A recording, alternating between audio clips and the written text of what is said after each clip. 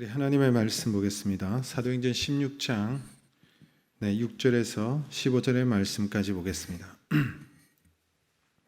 사도행전 16장 6절에서 15절의 말씀까지 우리 한 목소리로 함께 합독하시겠습니다. 성령이 아시아에서 말씀을 전하지 못하게 하시거늘 그들이 부르기아와 갈라디아 땅으로 다녀가 무시아 앞에 이르러 비두니아로 가고자 예스되 예수의 영이 허락하지 아니하시는지라. 무시아를 지나 드로아로 내려갔는데 밤에 환상이 바울에게 보이니 마게도냐 사람 하나가 서서 그에게 청하여 이르되 마게도냐로 건너와서 우리를 도우라 하거늘 바울이 그 환상을 보았을 때 우리가 곧 마게도냐로 떠나기를 힘쓰니 이는 하나님이 저 사람들에게 복음을 전하라고 우리를 부르신 줄로 인정함이로라. 우리가 디로아에서 배를 타나 사모드라게로 직행하여 이튿날 네아폴리로 가고 거기서 빌립보에 이르니 이는 마게도냐 지방의 첫 성이요 또 로마의 식민지라. 이 성에는 수유하다가 안식일에 우리가 기도할 곳이 있을까 하여 문밖 강가에 나가 거기 앉아서 모인 여자들에게 말하는데 두아디라시에 있는 자주 옷감 장사로서 하나님을 섬기는 누디아라 하는 한 여자가 말을 듣고 있을 때 주께서 그 마음을 열어 바울의 말을 따르게 하신지라. 그와 그 집이 다 세례를 받고 우리에게 청하여 이르되 만일 내 집에 들어와 유하라 하고 강권하여 머물게 하니라. 아멘. 할렐루야. 네, 하나님의 크신 은혜가 우리 예배 가운데 있기를 주님의 이름으로 축복합니다. 우리가 세상에 살아가면서 참 누구를 만나느냐에 따라서 매우 중요한 인생의 인도함이 있게 되는 것을 지난주에 말씀을 드렸습니다. 바울과 디모데의 만남을 통해서 이들에게 큰 축복이 되었고 하나님의 위대한 사역을 감당할 수 있는 일에 이 만남의 축복이 얼마나 컸던지 우리가 지난주에 한번 살펴보았죠. 그래서 한 번의 인생의 만남을 통해서 그 인생이 달라질 수 있다는 사실을 우리가 잘 알고 있습니다. 2013년도입니까? 유명한 화가인 피카소의 미공개 작품 한 점이 런던 경매시장에 나온 적이 있습니다. 무려 293억 원의 이 미술품이 팔려나갔습니다. 이 미술품의 이름은 황소물이라는 그런 조형물이었는데요. 여러분 사진을 한번 보시겠습니다. 아마 보신 적이 있을 거예요. 황소물입니다. 그런데 이게 여러분 엄청난 가격에 팔려나갔음에 불구하고 이 재료를 가만히 보면 여러분 무슨 재료로 만들어진 것 같아요? 네, 피카소가 한 번은 자기 집 근처를 산책하다가 버려진 자전거 한 대를 발견했습니다. 아무도 가져가지 않는 이 버려진 자전거인데 그 자전거의 핸들과 안장을 떼내가지고 거꾸로 붙인 거예요. 그렇죠? 네, 너무나도 별 볼 일 없는 그런 재료인데 저걸 가지고 미술품으로 만든 것이죠. 오늘날 293억이라는 엄청난 고가의 그런 작품이 된 것입니다. 나도 만들 수 있는데. 버려졌던 그 자전거, 아무도 눈여겨보지 않는 그 자전거지만 그 자전거가 피카소를 만나서 작품이 되었습니다. 네, 명품이 된 것이죠. 여러분 우리 인생도 마찬가지입니다. 우리도 한 번의 만남을 통해서 우리의 삶이 완전히 바뀌어질 수도 있다는 사실입니다. 놀랍게도 하나님은 만남을 통해서 우리의 삶을 이끌어 가신다는 사실이에요. 여러분 우리가 이 자리에 주님 앞에 나와 있는데 여러분 가만히 생각해 보십시오. 만남을 통해서 여기까지 오게 된 것입니다. 우리 인생, 여러분 부족한 인생, 연약한 인생, 여러분 보잘것없는 인생이라 할지라도 누군가를 만나면 인생이 달라져요. 이 만남을 통해서 인생의 기회를 여러분 갖게 될 수 있습니다. 뜻밖의 만남을 통해서 큰 도움을 받기도 하고 기대하지 않는 만남을 통해서 내 인생에 막힌 문제들이 해결되기도 하고 그래서 여러분 믿음의 사람들은 지혜로운 사람들은요 만남을 소중하게 여깁니다. 내가 누구를 만나는 그 만남을 소중히 여기고 내가 지금 그 만나는 사람을 귀하게 여기고 왜냐하니까 그 만남을 통해서 하나님의 뜻이 하나님의 섭리와 하나님의 인도하심이 있기 때문인 줄로 믿습니다. 여러분 오늘 본문은 하나님을 만남을 통해서 우리의 삶을 어떻게 인도하시는지 한 번 더 오늘 말씀을 통해서 우리가 살펴보기를 원하는 것인데, 여러분 사도 바울이 1차 전도 여행을 마치고 이제 여러분 잠시 쉼을 가졌다가 2차 전도 여행을 떠나게 됩니다. 그런데 2차 전도 여행을 떠나면서 세웠던 계획들이 있었어요. 세웠던 계획들, 어디에 가서 복음을 전할지에 대한 그런 계획들이 다 있었죠. 1차 전도 여행 때 여러분 복음을 심었던 그 지역을 재방문하면서 그 교회들을 살펴보는 일도 중요했고, 또 새로운 지역으로 나아갈 그런 계획들을 다 가지고 있었는데, 여러분 그래서 지난주에 이고니온에서 디모데를 만났잖아요. 이고니온에서 디모데를 만나고 안디옥까지 가게 되는데 거기서부터 막히기 시작했습니다. 원래 세웠던 계획들이 있었는데 그 계획대로 이루어지지 않는 것입니다. 원래 계획은, 사도 바울의 계획은요, 아시아 지역을 순회하면서 복음을 전하는 것이 바울의 계획이었습니다. 오늘 본문 6절을 한번 보십시오. 6절에 성령이 아시아에서 말씀을 전하지 못하게 하시거늘. 여러분 이 아시아는 어디를 생각하고 계십니까? 처음 계획은 아시아에서 복음을 전하는 것이었는데 이 아시아는요, 여러분 터키의, 지금의 터키의 서쪽 지역을 아시아라고 합니다. 소아시아 지역이라고 하죠. 여러분 원래 요한계시록에 보면 요한계시록 요한이 아시아에 있는 7교회에 편지하노니 이렇게 얘기하고 있지 않습니까? 그래서 소아시아 지역을 얘기하는 것입니다. 그림을 한번 보시겠습니다. 바울이 여러분 루스디아에서 이고니온에서 안디옥까지 저기 나아가게 되죠. 그래서 디모데를 만나고 안디옥까지 갔는데, 저 안디옥에서 원래 계획은 어디냐? 소아시아, 에베소 지역을 가려고 했던 것입니다. 그래서 여러분 이 골로새 지역을 지나서 라우디게아를 거쳐서 에베소로 가는 것이, 여기에서 복음을 전하는 것이 목적이었는데, 이곳까지 로마의 공용 도로가 잘 닦여져 있었거든요.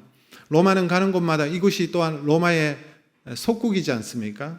식민지라서 로마는 도로를 잘 닦아놨어요. 그래서 이 도로를 따라서 복음을 전하겠다는 그런 계획들을 가졌는데 이 모든 계획들이 다 막힌 것입니다. 성령님께서 막아버리신 것이죠. 그래서 이번에는 어디로 생각을 했느냐 하니까, 그러면 터키 북부 지역으로 가서 복음을 전하겠다는 그런 생각을 바울이 가졌습니다. 그 당시에는 여러분 터키는 아니었지만 오늘 이 시대에 보면 터키 북쪽이었어요. 여러분 7절의 말씀을, 본문을 또 한번 같이 읽어보겠습니다. 무시아 앞에 이르러 비두니아로 가고자 했으되 예수의 영이 허락하지 아니하시는지라. 비두니아 지역으로 가고자 예를 썼어요. 이 비두니아 지역이 어디냐 하니까 바로 지금의 터키 북부 지역입니다. 그래서 저기 보시죠. 무시아 앞에 이르러 비두니아로 가기를 원했다. 그래서 비두니아가 여러분 저 위쪽에 바다가 흑해인데요. 흑해 연안에 있는 그런 헬레니즘 도시들이 많은 장소였습니다. 그런데 이런 계획들이 다 틀어지게 된 것입니다. 원래는 계획을 가지고 이렇게 생각했는데 다 예수의 영이 허락하지 아니하신다. 바울의 자신의 모든 계획들, 생각들, 의지와는 상관없이 여러분 무시아 지역에서 어디로 가느냐 하니까 드로아로 내려가게 되어졌던 것입니다. 이때 바울이 고민이 되었죠. 무슨 고민이 되었을까요? 자신의 계획과 뜻대로 모든 것이 이루어지지 않고, 자기가 뭐 나쁜 짓 하는 것도 아니고, 하나님의 복음을 전하기 위해서 나아가는 그 모든 걸음에 이게 자꾸만 막히고 중단되고 하는 그 모습을 보면서 고민에 빠지지 않았겠습니까? 근데 여러분 이것을 누가 막으셨다고 말씀하고 있지요? 성령께서 막으셨다는 거예요. 예수의 영이 막았다. 여러분 성령이나 예수의 영이나 동일합니다. 성령님은 하나님의 영이고 또한 예수의 영이지 않습니까? 그런데 이 성령님이 막으신 거예요. 바울이 스스로 움직인 것이 아니라 성령이 그의 진로를 다 막아버리신 것을 보게 되는 것입니다. 여러분 여기서 우리가 생각할 수 있는 것이 무엇입니까? 우리가 어떤 곳에서도 어떤 분야에서도 마찬가지지만 이 선교라는 것은 성령께서 인도하신다는 사실을 분명히 가르쳐주고 있죠. 그래서 사도행전은 사도행전이 아니라 성령행전이다라고 전에도 말씀을 드린 적이 있습니다. 성령께서 이끌어 가시는 거예요. 빌립 집사님이 사마리아 땅에 전도를 하고, 또한 여러분 그 에디오피아 내시에게 복음을 전하는 것도 성령에 이끌려 가지고 그렇게 했거든요. 여러분 베드로도 마찬가지였습니다. 처음으로 여러분 이방인에게 복음을 전하는, 고넬료에게 복음을 전하고 고넬료의 집을 방문하는 것도 자신의 의도가 아니었어요. 그냥 끌려간 거예요, 성령님께. 여러분 사도 바울도 마찬가지입니다. 사도 바울의 선교의 과정을 살펴보면 이것이 다 하나같이 성령 하나님의 인도하심이었어요. 성령이 막으시고 다른 길로 인도하시는 것을 보게 되는 것입니다. 성령께서 어떻게 사도 바울을 막으셨는지 구체적인 표현은 나타나지 않지만 환경이 막힌다든지 아니면 예기치 않는 몸에 이상이 생겼다든지 아니면 환상을 통해서든지 여러 가지 방법으로 성령께서 인도하시지 않았을까 생각해 보게 됩니다. 그래서 하나님께서 허락하지 아니하시면요, 우리가 아무리 선한 계획과 아무리 좋은 일을 계획한다 할지라도 하나님이 허락하지 아니하시면 안 되는 거예요. 우리가 사실 오늘 여러분 단기 선교팀이 출발하는 날이에요. 원래 계획대로 하면. 그런데 여러분 우리가 지금 떠날 수 없는 상황이 되었죠. 막힌 것입니다. 여러분 상황이 꼬이고 상황이 잘 풀리지 않을 때 우리는 하나님의 인도하심이 어디에 있는지를 생각해 보아야 되는 것입니다. 때로는 여러분 우리의 몸의 연약함으로 우리가 그럴 때에 모든 일이 중단되고 하나님께서 우리에게 말씀하실 때도 있습니다. 루트는 그의 강에서의 이런 말을 했습니다. 하나님은 그의 성도들로 하여금 그들이 가장 원치 않는 것을 가장 기꺼이 행할 수 있게 만드신다. 여러분 그렇지 않습니까? 우리가 원치 않는 것을 기꺼이 행하실 수 있도록 만들어 가신다고 얘기합니다. 그런 거로 모든 기독교인은 자신의 생각과 정반대되는 일이 일어났을 때 마음속으로 항상 기뻐할 수 있어야 하며 나의 계획과 생각과 나의 의도와 상관없이 정반대의 일이 내가 원치 않는 일이 일어났을지라도 하나님 앞에 감사할 수 있어야 되며 모든 것이 자신의 생각대로만 일어날 때 가장 두려워할 수 있어야 한다. 내 생각대로 모든 것이 다 이루어질 때 오히려 두려워할 수 있어야 된다라고 말을 하고 있습니다. 여러분 하나님께서는 상황을 만드시고 상황을 통해서 말씀하실 때가 많습니다. 하나님의 음성을 파악하려고 하면 어떻게 해야 됩니까? 일단 멈춰야 되는 것이죠. 하나님의 뜻을 찾고 이 가운데 하나님의 뜻이 무엇이고 그것을 찾을 때는 우리가 멈춰야 되는 것입니다. 그리고 그 상황이 흘러가는 대로 자신을 맡기면서 순종하는 것이죠. 그러다 보면 하나님의 음성이 분명하게 또렷이 나타납니다. 하나님의 이처럼 분명한 음성으로 우리를 인도하시는데 우리는 생각하기를 하나님의 음성은 참 불분명하다. 하나님의 뜻은 참 흐릿하다. 분명하지 못하다. 내가 하나님의 뜻을 잘 모르겠다. 이런 경우들이 많지요. 그렇게 우리가 생각할 때가 많습니다. 그러나 하나님의 음성이 불분명한 것이 아니라 우리가 무지하고 우리가 연약하고 우리가 욕심을 가지고 우리가 탐욕을 가지고 우리의 연약함 때문에 하나님의 그 분명한 음성을 우리가 듣지 못할 때가 훨씬 더 많은 것입니다. 여러분 수신기가 잘못되면 아무리 정확한 메시지가 들어와도 수신기가 잘못되면 오해가 일어나는 거예요. 제대로 듣질 못하는 것입니다. 하나님의 뜻은 그래서 시간이 지나면 지날수록 여러분 더 분명하게 확인이 되는 것입니다. 시간이 지나면서 여러분 깊은 밤에서 여러분 점점점 새벽에 여명이 밝아질 때 온 세상이 환하게 이렇게 드러나듯이 시간이 지나면 하나님의 뜻이 더 구체적으로 나타나게 되는 것이죠. 오늘 바울은 자신의 의지와 자신의 계획과는 상관없이 여러분 드로아까지 가게 됩니다. 드로아를 목표로 간 것이 아니었죠. 여러분 서쪽으로도 막히고 아시아 지역도 막히고 북쪽으로 가려는 것도 바뀌니까 그 가운데 길로 간 거예요. 그래서 드로아라는 지역의 항구 도시에 임하게 되는데 이곳에서 하나님께서 분명한 음성을 들려주시죠. 오늘 본문 9절의 말씀입니다. 9절 말씀 같이 읽습니다. 밤에 환상이 바울에게 보이니 마게도냐 사람 하나가 서서 그에게 청하여 이르되 마게도냐로 건너가서 와서 우리를 도우라 하거늘 하나님은 바울이 원하고 가려고 했던 모든 길을 막으시고 그의 계획과는 전혀 상관없이 여러분 마게도냐 지역으로 유럽의 관문이었던 마게도냐 지역으로 가게 됩니다. 그래서 에게해 바다를 건너서 이 유럽으로 진출하게 되는 것이죠. 역사가 토인비는 바울이 타고 가는 이 배의 한 척을 이끌어서 이런 말을 했습니다. 유럽의 문명을 싣고 가는 배라고 했습니다. 그래서 여러분 이 바울로 인하여 유럽은 기독교 문명으로 바뀌어지게 되는 놀라운 여러분 기점이 되는 것입니다. 그래서 여러분 바울은 이곳으로 가기로 결심하고 떠나가기로 했지만 막상 가려고 하니까 막막하기 그지없지 않습니까? 선교 여행을 가기 위해서 계획하고 생각했던 모든 것이 다 여러분 수포로 돌아가니까 전혀 계획 없이 이제는 부딪혀야만 되기 때문에 얼마나 막막했겠습니까? 가고자 했던 곳과는 이전과는 다른 지역이었고 익숙하지 않는 곳이었습니다. 여러분, 이곳에서는 유대인들이 거의 없는 지역이었습니다. 유럽은. 여러분, 1차 전도 여행 때 사도 바울이 주로 처음 전도를 시작한 곳이 어디입니까? 유대인들이 모여있는 회당에 들어가서 복음을 전하기를 시작했잖아요. 그래서 여러분, 그 지역에 복음을 전하고 교회를 세웠는데, 여러분, 이 마게도냐 지역, 유럽 지역은 그렇지 못한 거예요.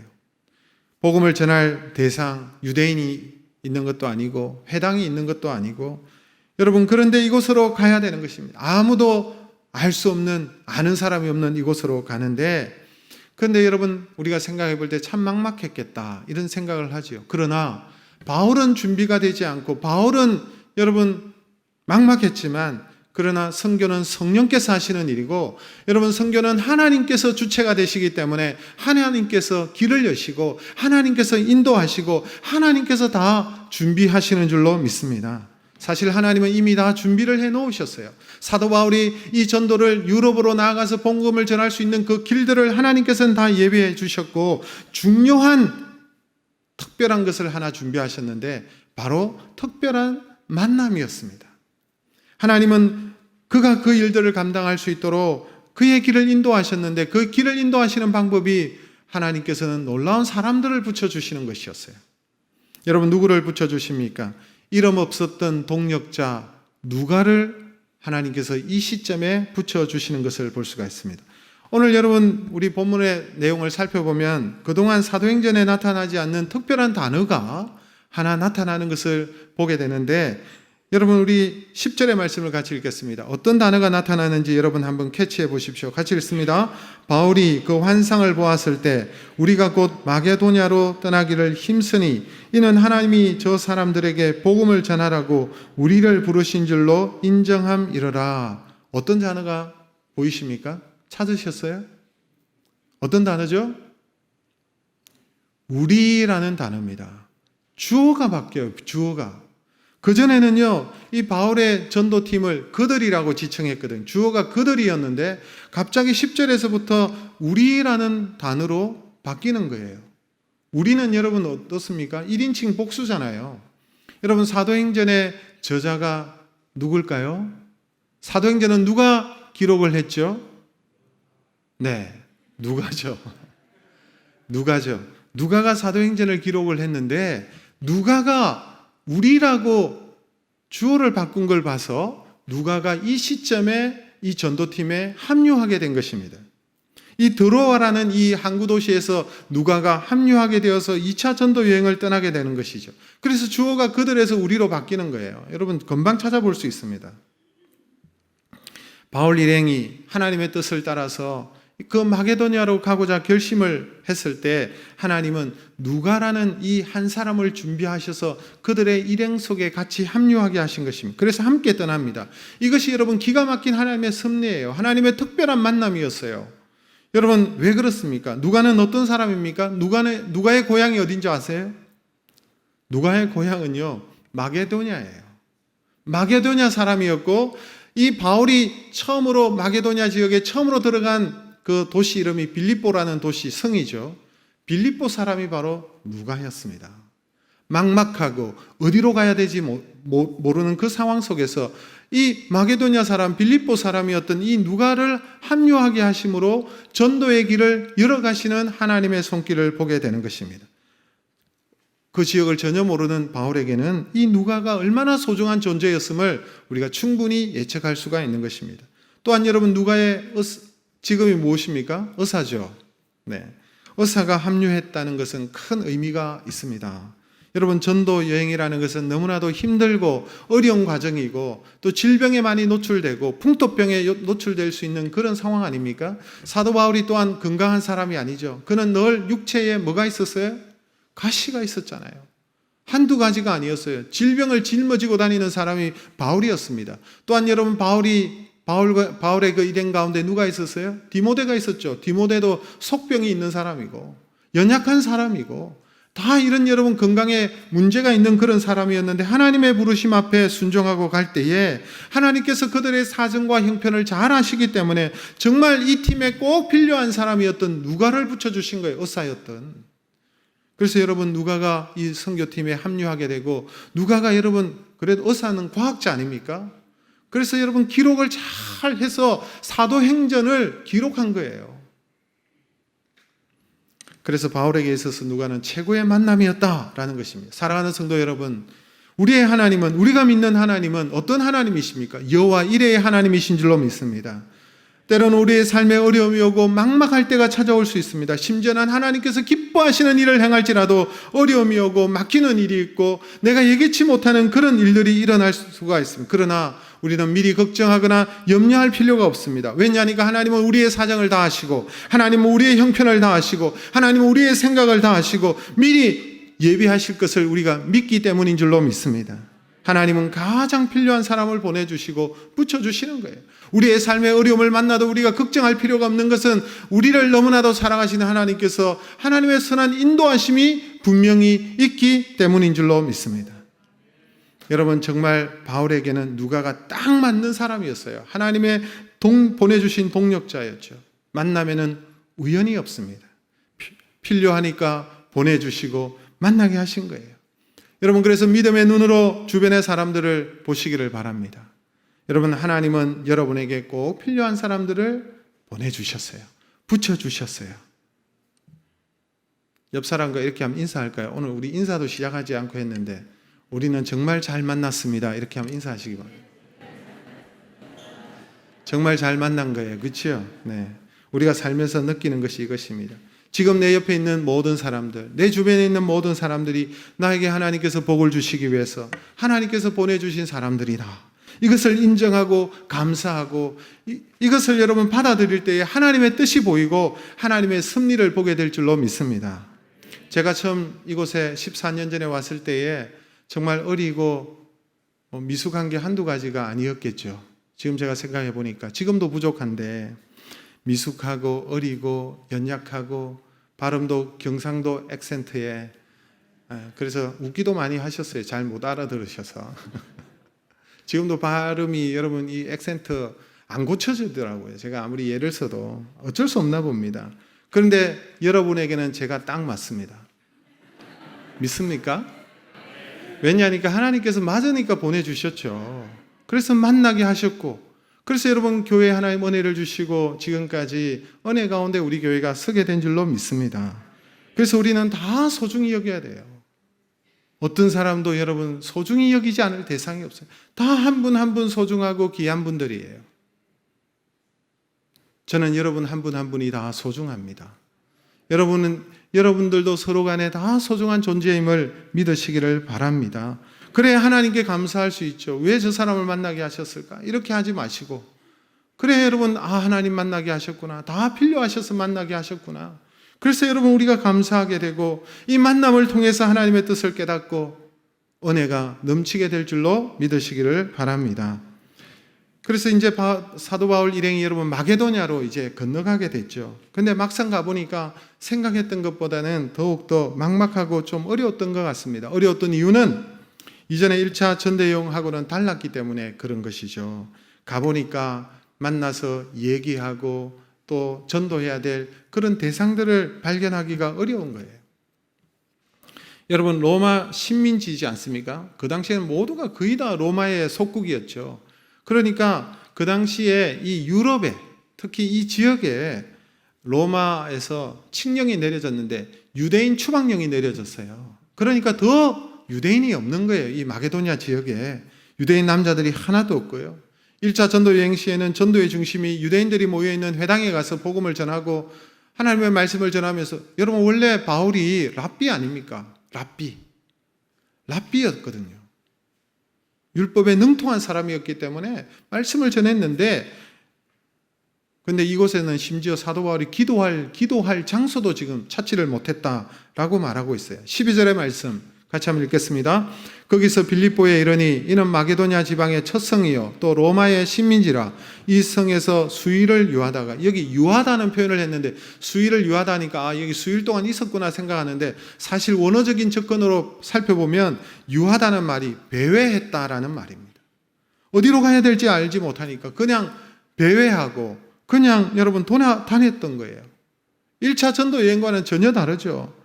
1차 전도 여행 때 뭐 핍박도 있고 돌로 치는 사람들도 있고 했었지만은, 그러나 어디를 가든지 유대인이 있어서 복음을 전할 대상이 있었던 거예요.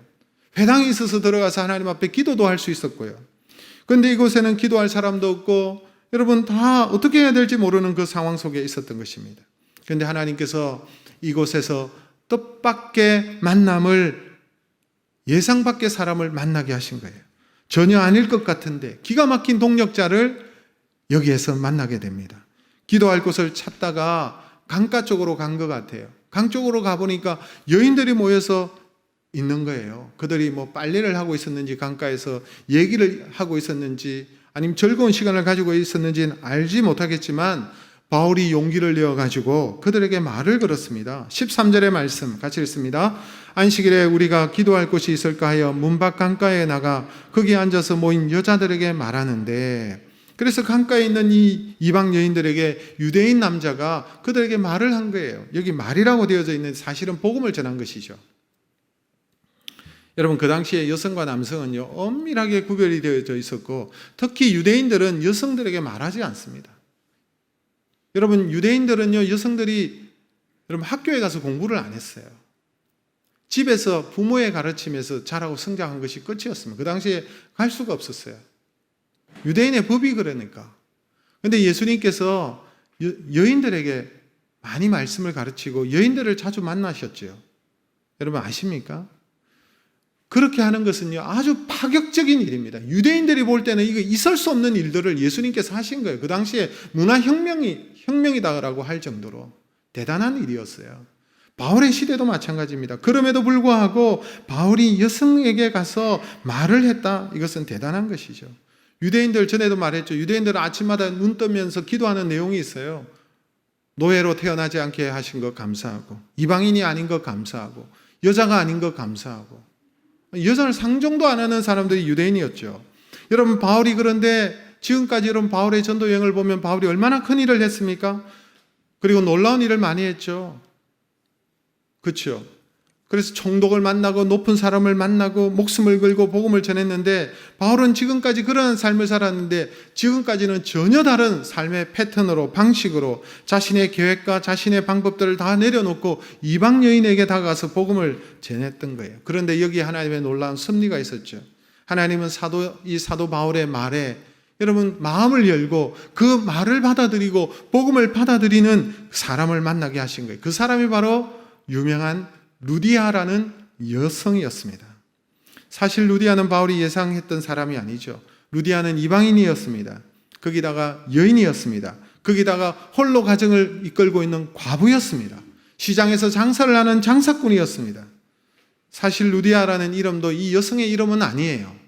루디아는 그 지방 이름이었습니다. 여러분 이런 거 있죠. 흔히들 성남댁, 분당댁, 광주댁, 그런 거와 같은 명칭이었어요. 자신의 실제 본명은 아니에요. 그런데 이 루디아를 살펴보면 사도 바울의 사역을 도울 수 있는 모든 것이 다 준비된 여인이 또한 이 여인이었습니다. 먼저 이 여인은 장사를 하는 사람이었죠. 여러분, 옷에다가 물을 입혀서 색감을 입혀서 파는 그런 여러분 사업을 하는 여성이었습니다. 그래서 누구보다도 많은 사람들을 알고 인맥들이 있는 사람이었어요. 루디아는 바울에게 거처를 내어줄 만한 재력이 있는 그런 여성이었습니다. 바울의 일행을 자기 집으로 초대해서 머물게 했지 않습니까? 거기다가 루디아는 이방인이었지만 이미 하나님을 알고 있는 사람이었고, 그래서 복음을 받아들일 준비가 되어져 있는 사람이었는데 사도 바울이 복음을 전할 때 그가 마음을 열고 복음을 받아들였던 것입니다. 거기다가 한번 생각한 것은 밀어붙이는 여장부와 같은 여성이 바로 루디아였어요. 여러분 15절 말씀 같이 읽습니다.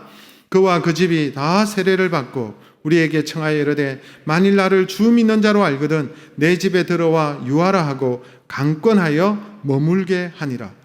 강권했다 그러는 거예요. 사실은 바울도 머뭇거렸을 거예요. 그렇죠? 여성의 집이니까. 그런데 그 팀이 들어와서 이 거처를 내어주면서 여기에 머물라 막 밀어붙이는 거예요. 이 여성이. 여러분 사업가 기질이 있는 여성이죠. 루디아는 장사하는 이방 여인이었지만 바울에게는 너무나도 필요한 사람이었습니다. 이 여인을 통해서 나중에 여러분 빌립보 교회가 세워집니다. 그리고 이 빌립보 교회가 유럽을 복음화시키는 전초석이 되고 통로가 되었습니다. 사도 바울이 평생 사역을 할 때에 평생토록 후원했던 교회가 바로 빌립보 교회였습니다. 그 교회의 중심에 루디아라는 이 여성이 있었던 것입니다. 사랑하는 성도 여러분, 하나님은 대단한 사람을 통해서만 역사하시는 분이 아닙니다. 하나님은 작은 자를 사용하셔서, 하나님은 사람들이 천대하고 무시하는 자를 통해서 위대한 일을 행하시고, 작은 여인을 통해서라도 유럽을 복음화시키는 일에 귀하게 문을 여는 역할을 하게 하시는 분이 우리 하나님이신 것을 보게 됩니다. 여러분, 성경을 보십시오. 성경에 여러분 구약에 보면 천대하고 미움을 받고 정말 이런 사람들이 하나님의 위대한 하나님의 일꾼들이 되는 것을 우리가 보게 되지 않습니까? 예수님도 얼마나 여러분 천대를 받으셨어요. 멸시를 당하고 귀하게 여기지 아니하시고, 사람들이 여러분 예수님을 우습게 여긴 거예요. 마국간에 태어나고 가난한 목수의 아들이고, 여러분 가난하고 세리와 창기들의 친구가 되시고, 그런 부류로 여기고 귀하게 여기지 않았다라고 성경은 말합니다. 사람들은 예수님의 외적인 모습을 보고, 그의 출신을 보고, 그가 하는 일을 보고, 그가 만나는 사람을 보고 예수님을 무시하고 천대했지만, 그러나 여러분, 하나님은 우리 예수님을 통해서, 하나님의 아들이신 예수님께서 얼마나 위대한 일을 행하셨습니까? 예수님은 우리의 모든 죄를 다 짊어지시고, 우리의 모든 저주와 허물을 다 짊어지시고, 모든 인류의 죄를 다 지시고, 우리를 대신하여서 십자가를 지시고 대속의 죽음을 죽어주시고 부활하심으로 하나님께 나아갈 수 있는 구원의 길을, 생명의 길을, 사죄의 길을, 죽음과 죄와 사망에서 마귀의 노예로부터 벗어나게 되는 놀라운 천국 백성 되게 하신 줄로 믿습니다. 여러분, 누구든지 그래서 예수 그리스도를 만나면 죄 용서함을 받고 구원을 받고 천국 백성이 되고 하나님의 자녀가 되는 것입니다. 이 땅에서 여러분 너무나도 귀한 만남들이 있습니다. 한 번의 만남이 우리의 인생을 좌우한다고 그랬습니다. 그러나 이 땅의 그 어떤 만남보다도 중요한 만남은 바로 예수 그리스도와의 만남인 줄로 믿습니다.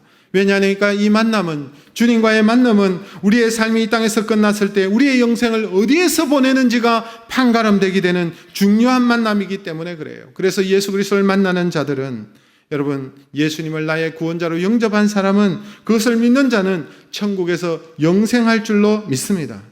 하나님이 세상을 이처럼 사랑하사 독생자를 주셨으니 이는 그를 믿는 자마다 멸망하지 않고 무엇을 얻게 하려 하심이라? 영생을 얻게 하려 하심이라. 그래서 이 세상의 가장 중요한 만남은 바로 예수님과의 만남이죠. 그러므로 우리가 하나님 앞에 기도해야 될 내용이 무엇입니까? 하나님, 만남의 복을 주십시오. 하나님, 바울을 위하여 예배하신 것처럼 나에게도 하나님 예배하신 만남을 만나게 하시고, 형통한 자를 만나게 하시고, 또한 나도 그에게 형통한 자가 되는 그런 사람이 되게 하시고, 무엇보다도 만남의 복을 주셔서 우리가 하나님께서 예배하신 그 일들을 누릴 뿐만 아니라 하나님 앞에 쓰임받는 인생이 되게 하여 주시옵소서. 무엇보다도 최고의 만남은 예수 그리스도의 만남인 줄로 믿습니다. 우리의 가족들이 다 예수님을 만나게 하시고, 우리 자녀들이 다 예수님을 만나게 하시고, 사랑하는 부모님들이 다 예수님을 만나게 하시고, 사랑하는 모든 이들이 예수 그리스도를 만나고 믿고 영접하여 하나님의 백성이 되게 하시고 영생과 축복을 소유하게 하여 주시옵소서. 여러분, 이 만남을 위하여 우리가 기도해야 되지 않겠습니까? 우리의 인생에 어떤 길이 놓여 있는지 우리는 몰라요. 우리 인생 가운데 여러분 예기치 않는 일, 내가 받아들이기 어려운 일들이 여러분 우리의 인생 구비구비 가운데 나의 가는 그 길 가운데 있지 않습니까? 그러나 절망하거나 낙심할 필요가 없습니다. 하나님이 우리와 함께 하십니다. 하나님께서 우리를 위하여 예배하셨습니다. 만남의 예배가 있습니다. 하나님께서 허락하신 놀라운 일들이 우리에게 있는 줄로 믿습니다. 그래서 하나님 앞에 맡기고, 하나님 나에게 만남의 복을 주시고, 하나님 나에게 은혜를 주시고, 하나님 나의 가는 길을 하나님께서 인도하시고 이끌어 주시옵소서. 그렇게 고백하고 믿음으로 나아가는 자들에게 하나님의 놀라운 일들이 우리에게 있을 줄로 믿습니다. 우리가 여러분 연초에 꿈꾸며 새날을 열어가는 공동체라고 말씀을 드렸죠.